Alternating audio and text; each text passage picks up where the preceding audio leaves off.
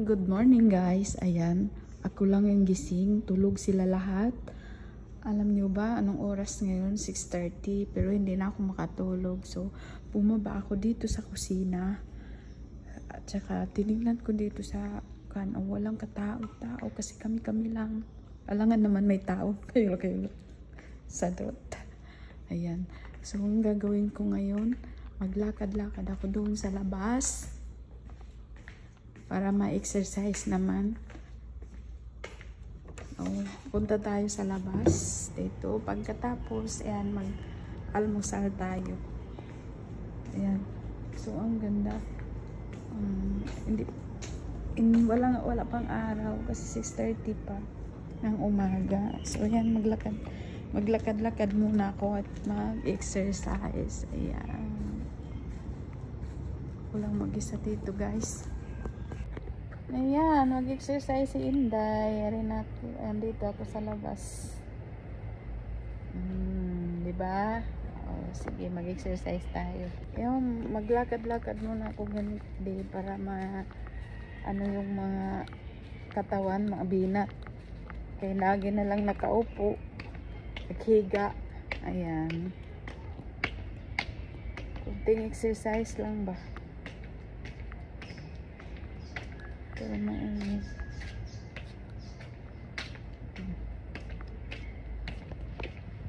Ang ganda ng swimming pool. Masarap paglanguyan. Ayan, tapos na tayo nag-exercise. Ang sarap pala sa pakiramdam kung naka-exercise ka tapos pinapawisan. Parang pero hindi ko naman nakukontinue. Minsan natatamad ako. Pero bukas ay kukontinue ko ito. Kahit 30 minutes lang gaya ito. So, ayan, papasok na tayo sa loob. Maghanap tayo ng makain natin. Tara, pasok tayo. So, ayan guys. At alam ko ito masama sa akin. Pero wala akong magawa. Kasi gutom ako. Kasi wala naman mga prutas. Walang magadi dito. Kaya ipakikita ko sa inyo ang mga laman ng aming grate. Talagang wala. Kasi hindi kami binilihan ng isang beses lang siya nagbili pa. Nagbili naman pero isang beses lang. So, ayan, titingnan na. Ayan. Yan lang ang laman ng aming grade. Blanco. So, dito naman sa kabila. Ayan.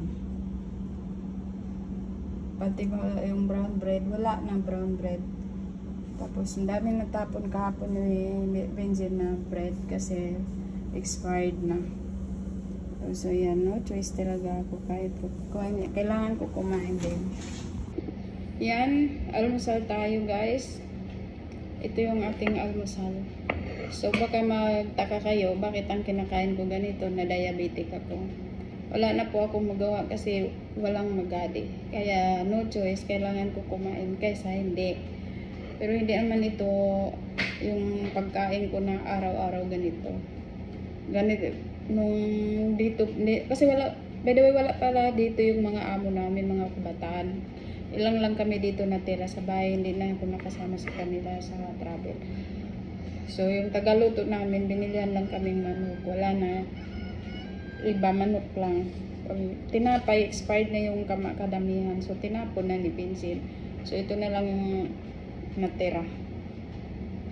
Pati yung brown bread, wala. Kaya, tapos wala pa kaming sahod. Paano kami yung kabili ng aming pagkain? Kaya, pasensya na hindi talaga ito bagay sa akin. Kasi ang kinakain ko, prutas, yung, tsaka cucumber, apple, green, ganun.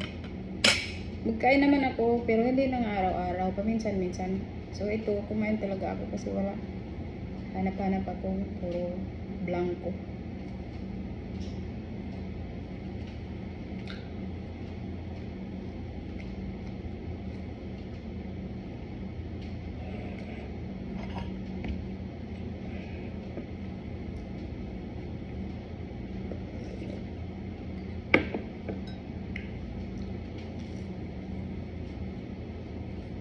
Kasi alam ko kung kumakain ako na hindi yung